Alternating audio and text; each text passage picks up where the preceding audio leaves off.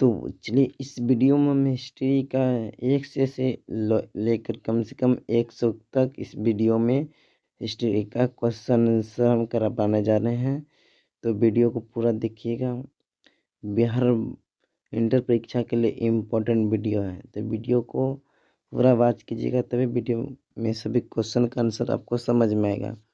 तो चलिए प्रश्न संख्या हम 1 से लेकर 100 तक आपको सबको जो है ना आंसर बहुत ही अच्छा तरीक़ा से हम बता देंगे, तो आप सभी इसको याद कर लीजिएगा बहुत अच्छा तरीक़ा से। तो चलिए प्रश्न संख्या 1 है, हड़प्पा सभ्यता की मोहरें किस चीज़ की बनी है? किस चीज़ की बनी है? तो इसका राइट आंसर हो जाएगा ऑप्शन डी। ठीक है, ऑप्शन डी इसका राइट आंसर हो जाएगा।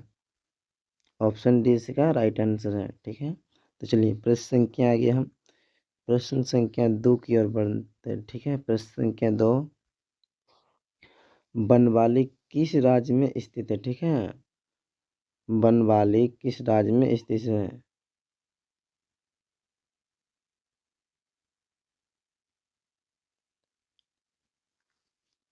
तो इसका राइट आंसर है ऑप्शन ए हरियाणा में स्थित है। ठीक है, ऑप्शन ए हरियाणा में स्थित है बनवाली। ठीक है, तो चलिए प्रश्न संख्या आगे हम 3 की ओर बढ़ते हैं। प्रश्न संख्या 3, प्रश्न संख्या 3, लोथर किस नदी के किनारे स्थित है? ठीक है, लोथर किस नदी के किनारे स्थित है? तो भोगवा नदी, ऑप्शन सी इसका राइट आंसर हो जाए। ठीक है, भोगवा नदी के किनारे लोथर स्थित है।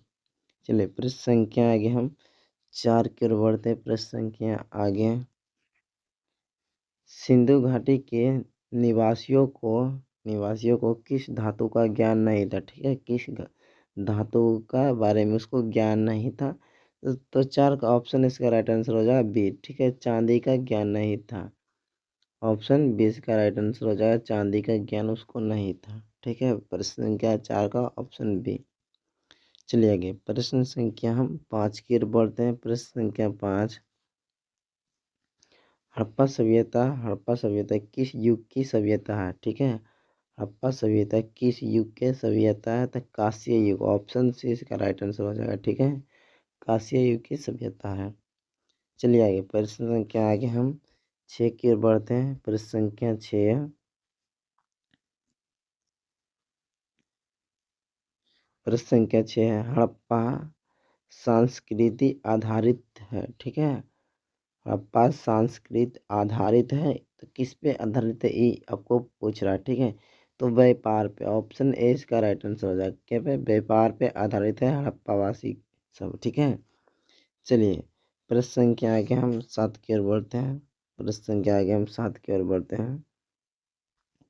प्रश्न संख्या 7 है, हड़प्पा सभ्यता के लोग उपासना करते थे? ठीक है, हड़प्पा सभ्यता के लोग उपासना करते थे, तो इसका राइट आंसर हो जाएगा ऑप्शन सी मातृ देवी का। ठीक है, ऑप्शन सी इसका राइट आंसर हो जाएगा, मातृ देवी का पूजा करते। ठीक है, चलिए आगे प्रश्न संख्या 8, प्रश्न संख्या 8 है, हड़प्पा सभ्यता का स्वरूप क्या है? ठीक है, हड़प्पा सभ्यता का स्वरूप क्या है? तो शहरी सभ्यता है। ऑप्शन 20 का राइट आंसर हो जाएगा, शहरी सभ्यता है।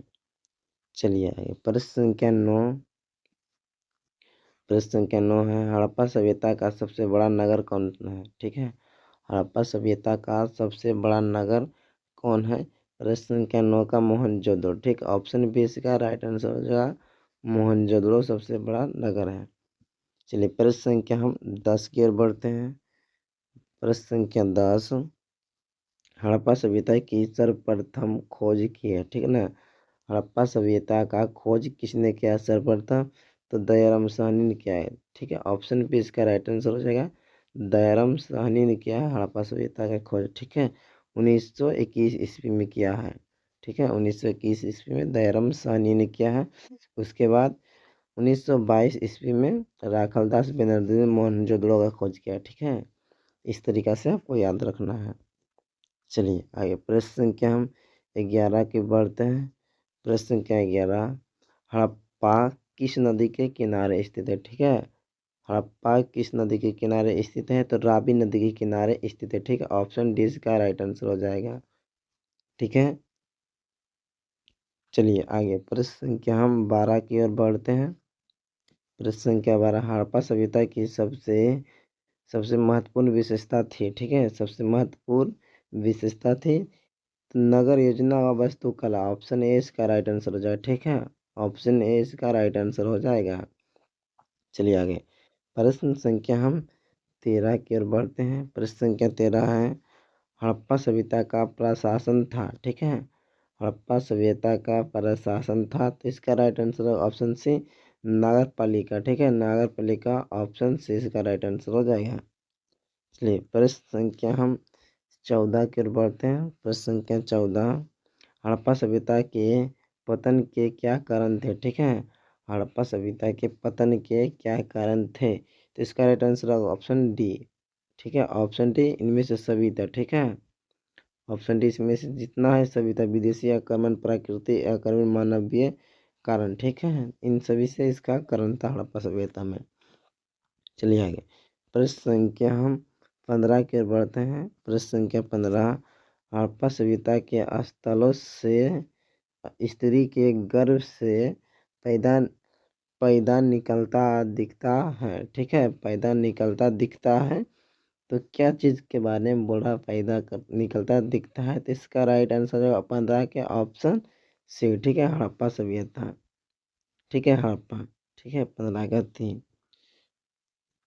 चलिए आगे प्रश्न संख्या हम 16 की ओर बढ़ते हैं। प्रश्न संख्या 16 सिंधु घाटी सभ्यता के स्थलों में सर्वप्रथम किस स्थल का उत्खनन हुआ। ठीक है ना, किस स्थल का उत्खनन हुआ, तो हड़प्पा सभ्यता का उत्खनन ऑप्शन ए इसका राइट आंसर हो जाएगा। ठीक है, चलिए आगे प्रश्न संख्या हम 17 की ओर बढ़ते हैं। प्रश्न संख्या 17 सिंधु घाटी में गोडीवाड़ा का प्रमाण कहाँ से मिला। ठीक है, सिंधु घाटी सभ्यता में गोडीवाड़ा का प्रमाण कहाँ से मिला है, तो लोथल से मिला। ऑप्शन ए इसका राइट आंसर हो जाएगा। ठीक है, लोथल से मिला है। चलिए आगे प्रश्न संख्या हम 18 की ओर बढ़ते हैं। प्रश्न संख्या 18 है किस किस सिंधु स्थल से सूती कपड़े का साक्ष्य मिला। ठीक है, किस सिंधु स्थल से सूती कपड़े का साक्ष्य मिला है, तो मोहनजोदड़ो से। ऑप्शन डी इसका राइट आंसर हो जाएगा। ठीक है, मोहनजोदड़ो से मिला है। चलिए प्रश्न संख्या हम 19 की ओर बढ़ते हैं। प्रश्न संख्या 19 मोहनजोदड़ो का उत्खनन किया था। ठीक है, मोहनजोदड़ो का मतलब उत्खनन किसने किया था, इसी के बारे में पूछ रहा है। तो मोहनजोदड़ो का उत्खनन जो है ना आर डी बनर्जी ने किया। ठीक है, राखाल दास बनर्जी ने किया है।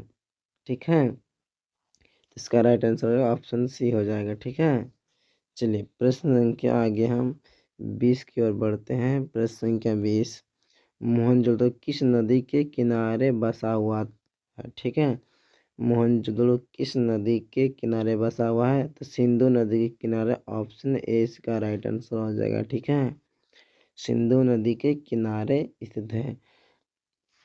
चलिए आगे प्रश्न संख्या आगे हम 21 की ओर बढ़ते हैं। प्रश्न संख्या 21 मोहनजोदड़ो किस भाषा का शब्द है। ठीक है, मोहनजोदड़ो किस भाषा का शब्द है, तो इसका राइट आंसर है ऑप्शन बी सिंधी। ठीक है, ऑप्शन बी सिंधी भाषा का शब्द है। चलिए प्रश्न संख्या हम 22 की ओर बढ़ते हैं। प्रश्न संख्या 22 लोथल कहाँ स्थित है। ठीक है, लोथल कहाँ स्थित है, तो इसका राइट आंसर है ऑप्शन ए गुजरात में स्थित है। ऑप्शन ए गुजरात में स्थित है। चलिए आगे प्रश्न संख्या हम 23 की ओर बढ़ते हैं। प्रश्न संख्या 23 प्राचीन इतिहास का निर्माण किया है। ठीक है, प्राचीन इतिहास का निर्माण किया है, तो उपरोक्त सभी। ठीक है, इनमें से सभी ऑप्शन डी इसका राइट आंसर हो जाएगा। ठीक है, चलिए प्रश्न संख्या हम 24 की ओर बढ़ते हैं।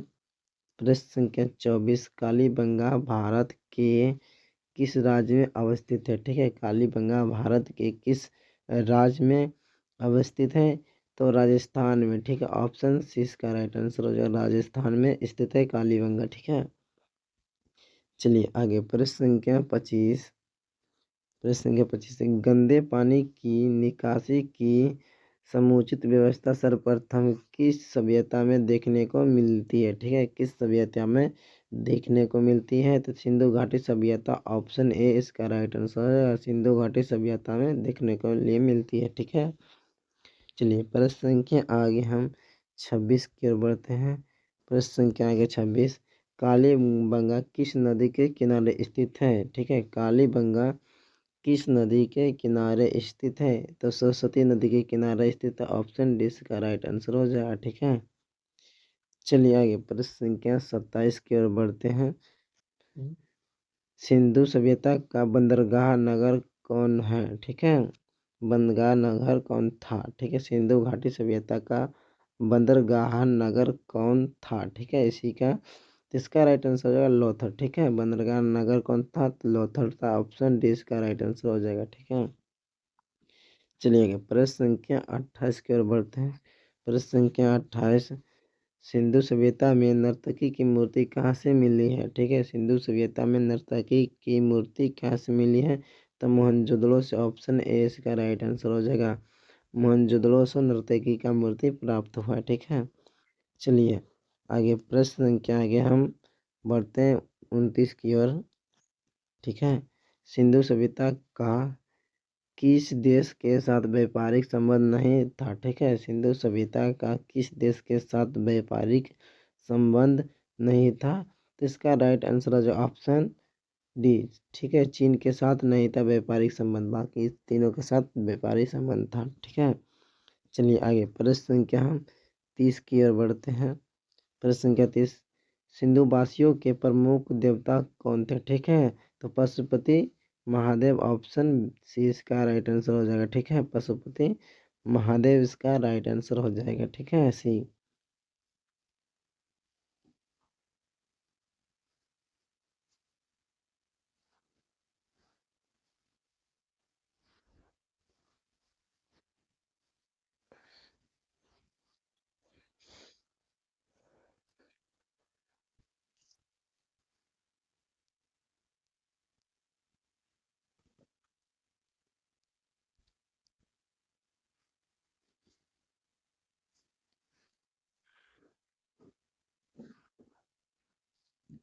चलिए आगे प्रश्न संख्या हम 31 की ओर बढ़ते हैं। प्रश्न संख्या 31, सिंधु घाटी सभ्यता का कौन सा स्थल मृत्तिको कोटिला के रूप में जाना जाता है, ठीक है। मृत्तिको कोटिला के रूप में जाना जाता है, तो मोहनजोदड़ो। ऑप्शन सी इसका राइट आंसर हो जाए, ठीक है।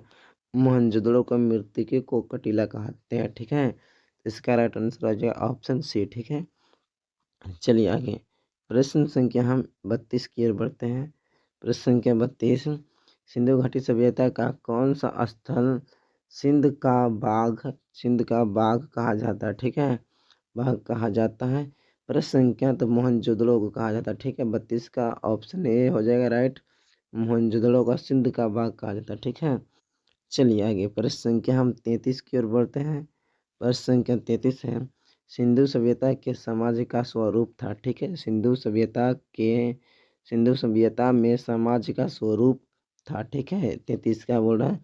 तो प्रश्न संख्या 1 हो जाएगा मातृक सत्तात्मक, ठीक है। मातृक सत्तात्मक था। ऑप्शन ए इसका राइट आंसर हो जाएगा, ठीक है।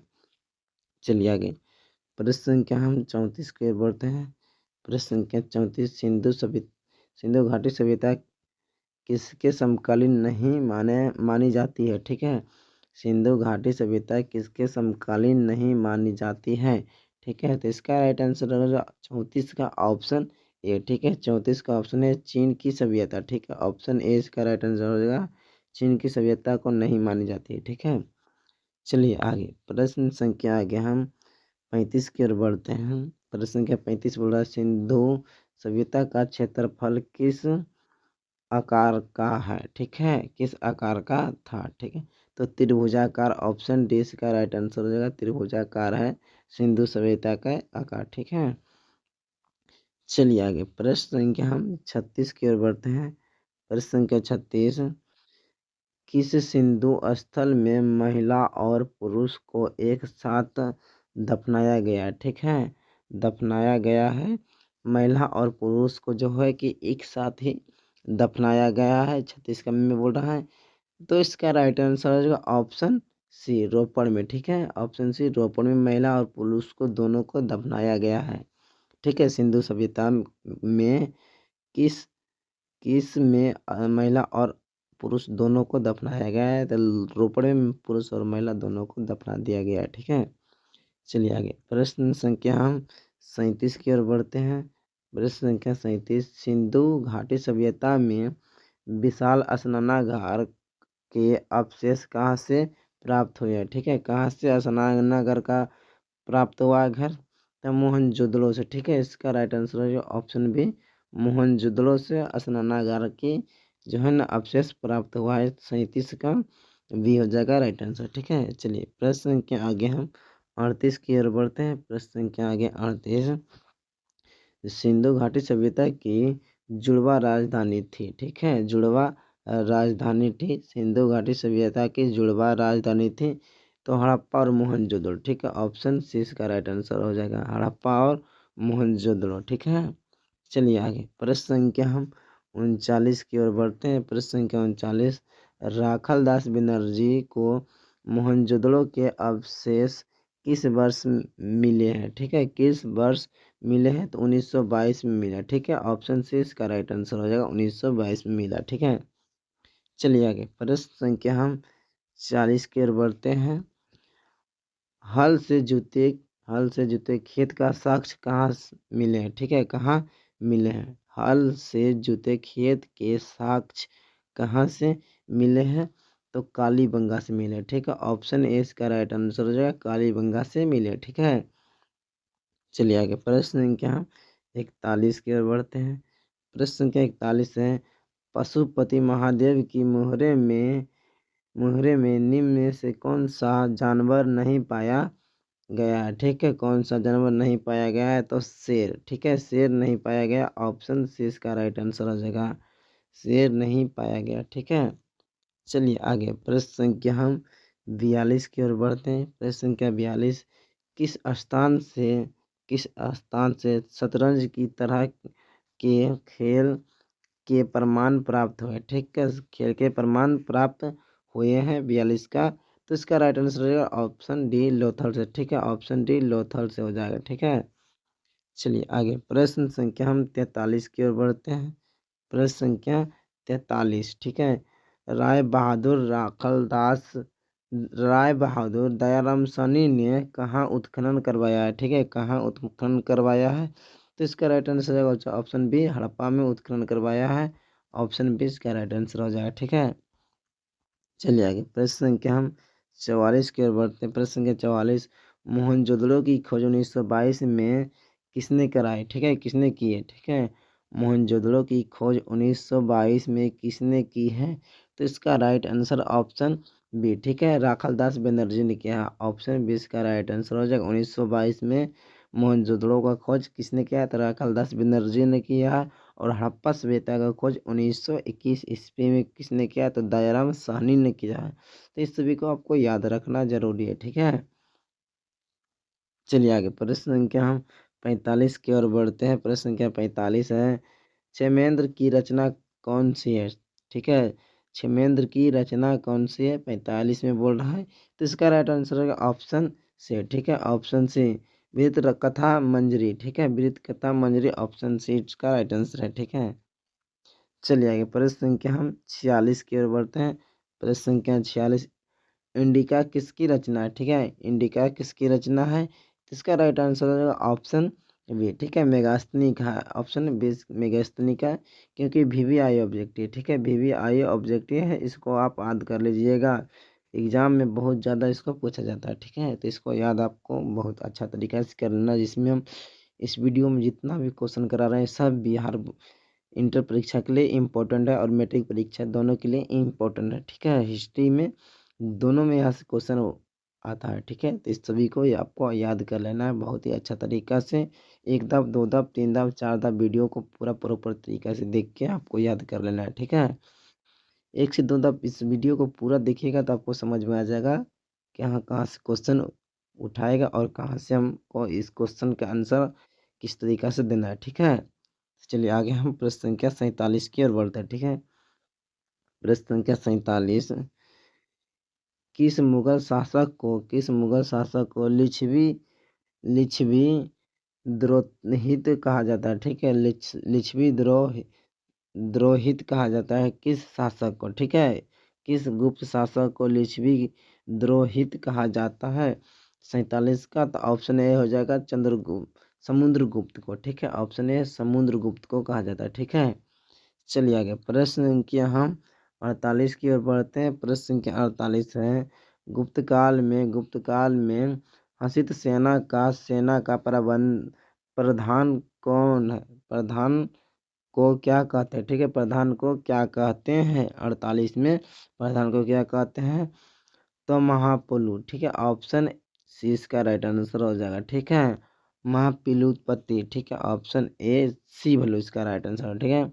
महापिलुपति कहते हैं इसका, ठीक है। तो ऑप्शन सी इसका राइट आंसर हो जाएगा। चलिए आगे प्रश्न संख्या 49। प्रश्न संख्या 49 है, निम्न में से महिला संत थी, ठीक है। महिला संत थी, इसी के बारे में पूछ रहा है। निम्न में से जो महिला संत कौन थी, ठीक है। तो इसका राइट आंसर हो जाएगा ऑप्शन डी, ठीक है। इनमें से सभी था, ठीक है। एक दो तीन तीनों था महिला संत, ठीक है। तो इसका राइट आंसर हो जाएगा ऑप्शन डी, ठीक है।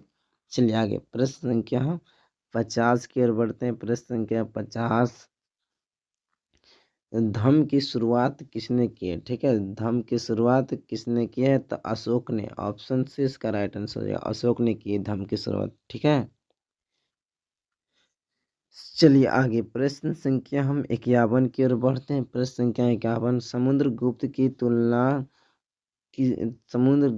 समुद्रगुप्त की तुलना किस यूरोपियन शासक से की जाती है, ठीक है। किस यूरोपियन शासक से की जाती है? तो नेपोलियन से। ऑप्शन बी इसका राइट आंसर हो जाएगा, नेपोलियन से की जाती है, ठीक है। चलिए आगे प्रश्न संख्या हम 52 की ओर बढ़ते हैं। प्रश्न संख्या 52, मौर्य वंश का संस्थापक कौन था, ठीक है। मौर्य वंश का संस्थापक कौन था? इसका राइट आंसर है ऑप्शन ए चंद्रगुप्त मौर्य, ठीक है। ऑप्शन ए इसका राइट आंसर हो जाएगा, ठीक है। चलिए आगे प्रश्न संख्या हम आगे 53 की ओर, चंद्रगुप्त की मृत्यु कहाँ हुई, ठीक है। ठीक है, चंद्रगुप्त की मृत्यु कहाँ हुई है? तो इसका राइट आंसर हो जाएगा ऑप्शन सी सरवनबेल गोला में, ठीक है। ऑप्शन सी सरवनबेल गोला में इसकी मृत्यु हुई, ठीक है। संलेखना विधि द्वारा, ठीक है। भूखा प्यासा विधि, ठीक है। चलिए आगे प्रश्न संख्या हम 54 की ओर बढ़ते हैं। चंद्रगुप्त मौर्य किस धर्म को मानने वाला था, ठीक है। चंद्रगुप्त मौर्य किस धर्म को मानने वाला था, ठीक है।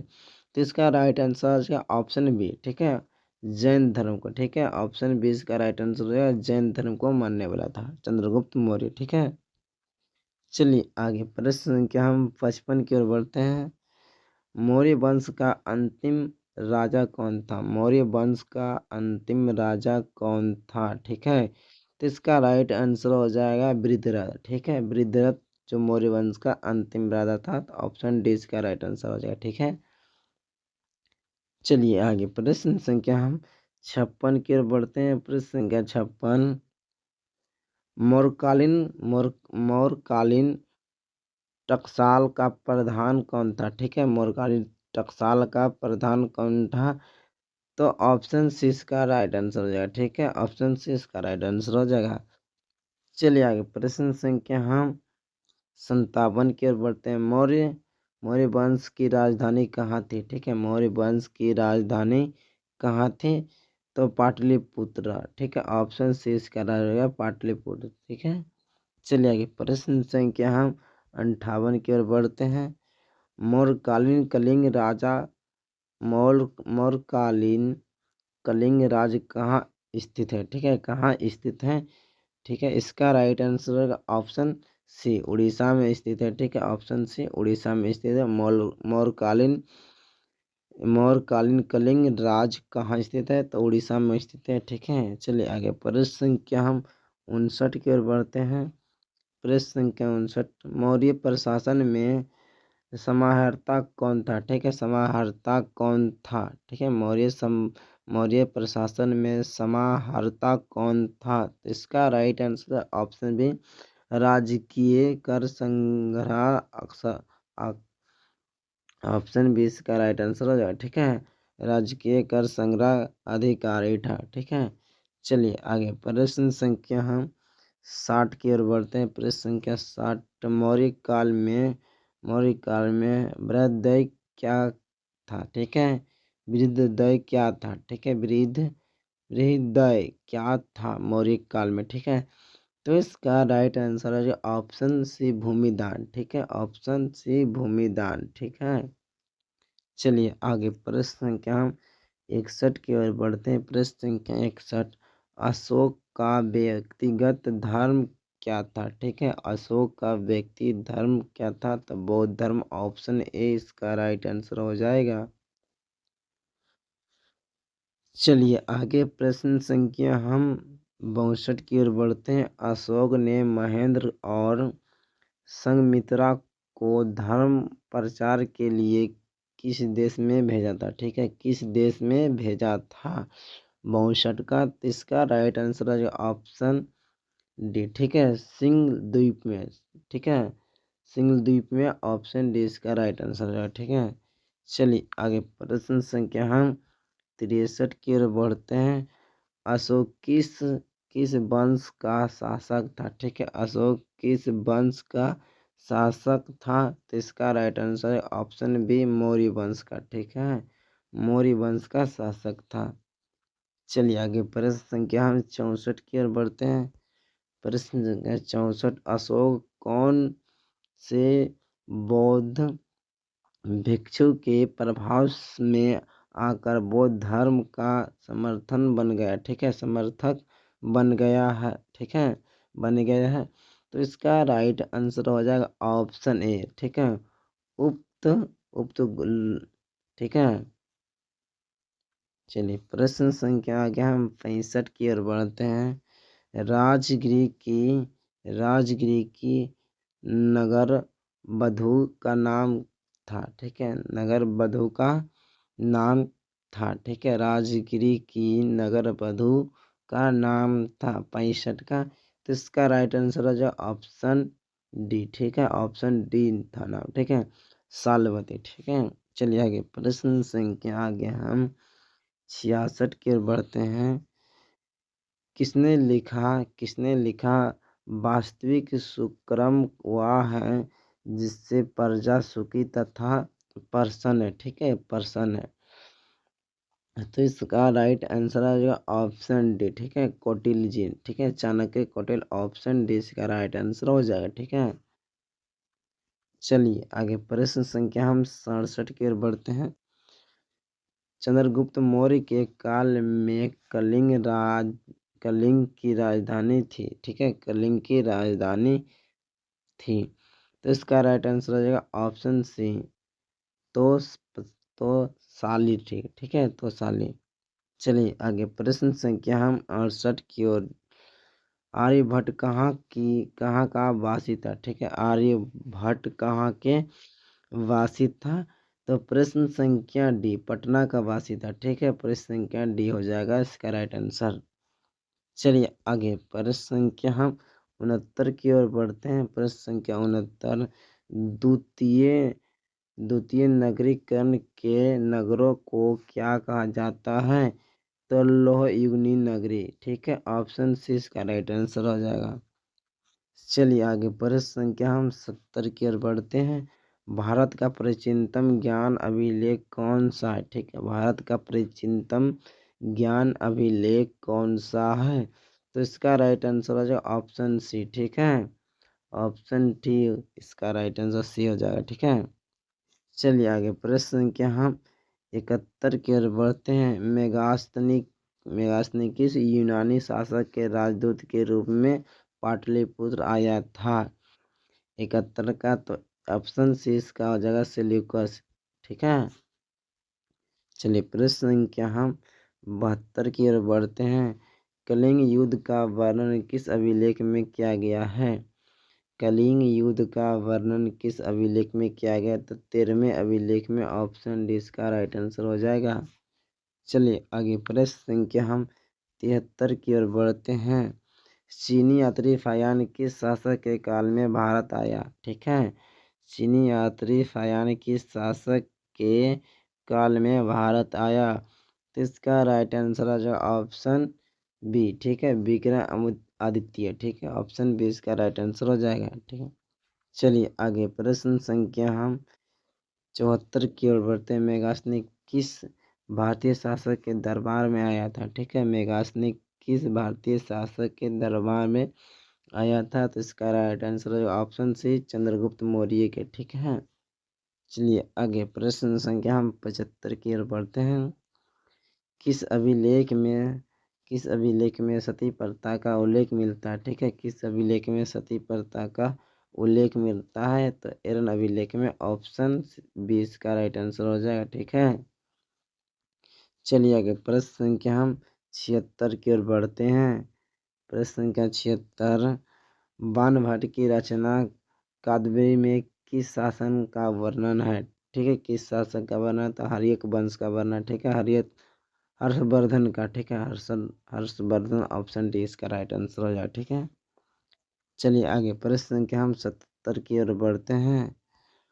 गुप्त संवत कब और किसके द्वारा शुरू किया गया? ठीक है, गुप्त संवत कब और किसके द्वारा शुरू किया गया है?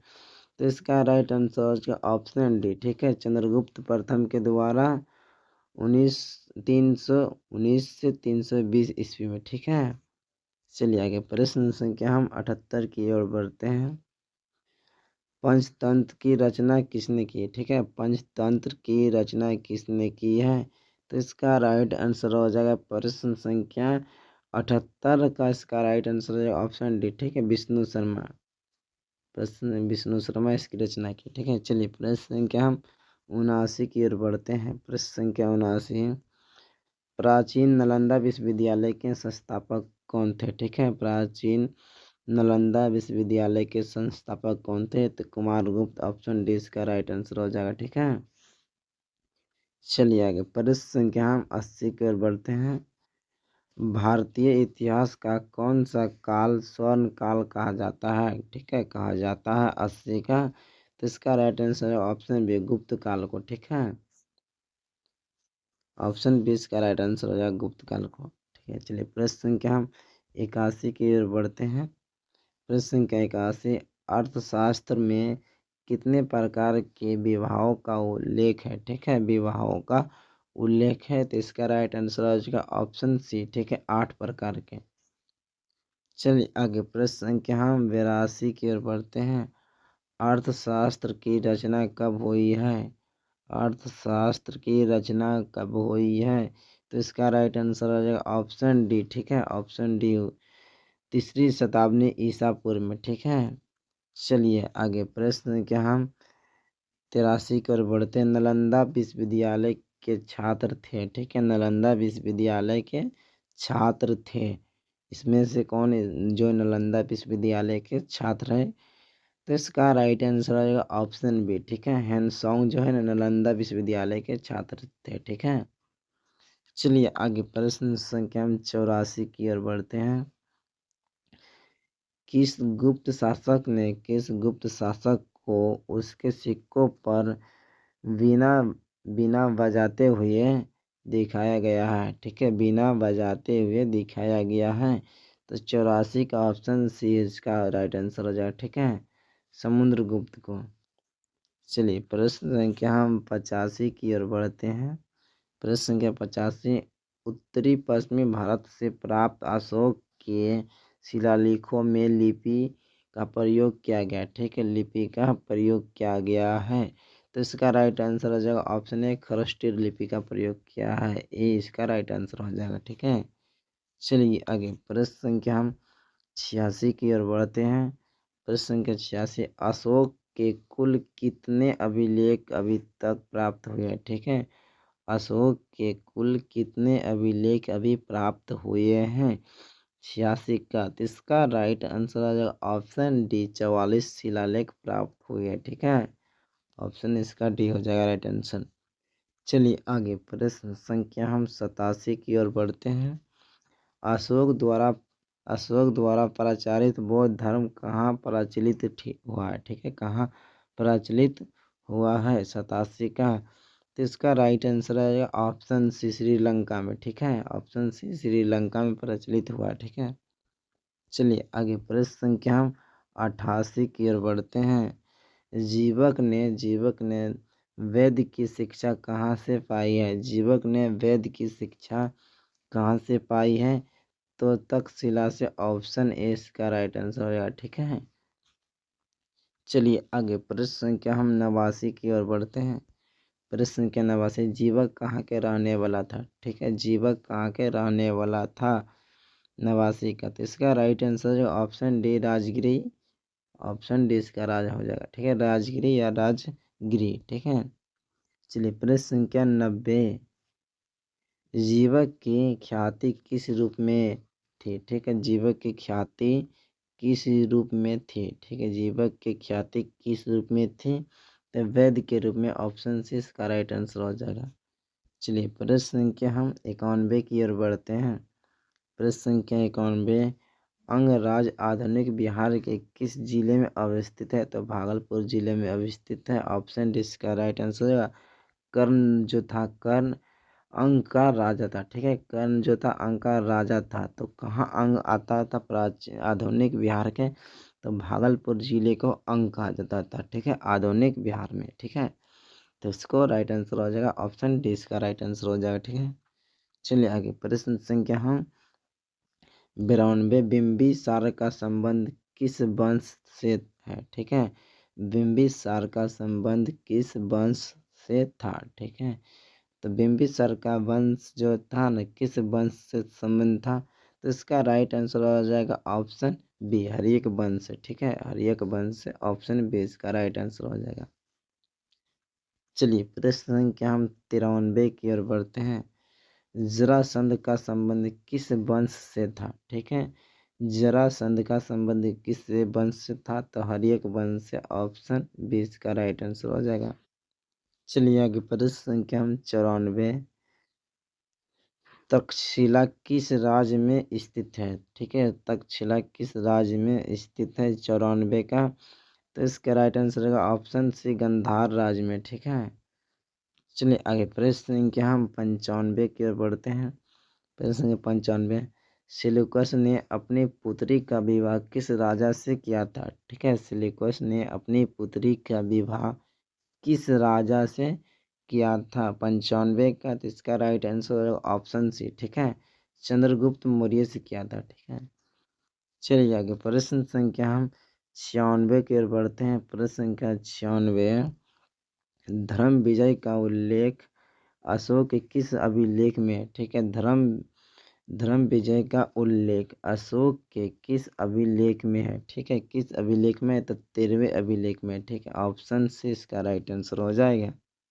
चलिए प्रश्न संख्या हम 97 की ओर बढ़ते हैं। कालिदास किसके समकालीन थे? ठीक है, कालिदास किसके समकालीन थे? 97 की, तो प्रश्न संख्या सी हो जाएगा, चंद्रगुप्त द्वितीय के। ठीक है, चलिए आगे प्रश्न संख्या हम 98 की ओर बढ़ते हैं। भारत का नेपोलियन किस शहर को कहा जाता है? भारत का नेपोलियन किस शहर ने किस शासक को कहा जाता है? किस शासक को कहा जाता है भारत का नेपोलियन? तो इसका राइट आंसर हो जाएगा ऑप्शन बी। ठीक है, ऑप्शन बी, समुद्रगुप्त को कहा जाता है भारत का नेपोलियन। ठीक है, चलिए आगे प्रश्न संख्या हम 99 की ओर बढ़ते हैं। प्रश्न संख्या 99, मगध की प्राचीनतम राजधानी कहाँ थी? मगध की प्राचीनतम राजधानी कहाँ थी? तो राजगिरी। ठीक है, ऑप्शन बी इसका राइट आंसर हो जाएगा, राजगिरी मगध की प्राचीनतम राजधानी थी। चलिए प्रश्न संख्या 100, ठीक है, मगध का प्राचीनतम राजवंश कौन था? मगध का प्राचीनतम राजवंश कौन था? तो हर्यक वंश। ऑप्शन सी इसका राइट आंसर हो जाएगा। ठीक है, तो हमने इस वीडियो में 1 से लेकर 100 तक क्वेश्चन लिया है इस वीडियो में। तो आप सभी को इस वीडियो में जितना भी क्वेश्चन इस वीडियो में सही किए हैं, तो उसका जो आंसर आप सभी कमेंट बॉक्स में दे सकते हैं। ठीक है, कमेंट बॉक्स में इसका आंसर आप सभी दे सकते हैं कि मेरा इतना सही हुआ है। और अभी तक इस वीडियो को लाइक नहीं किए हैं तो वीडियो को लाइक कर देना है और इस चैनल को सब्सक्राइब कर देना है, ठीक है। चैनल को सब्सक्राइब करके अपने दोस्तों के साथ वीडियो को शेयर कर देना, ठीक है, कि उसके लिए इस वीडियो चल जाए तो वो भी वीडियो को देख के अच्छा से समझ जाए और अच्छा से इसको याद कर ले इस क्वेश्चन को, ठीक है। तो चलिए मिलते हैं हम नेक्स्ट वीडियो में।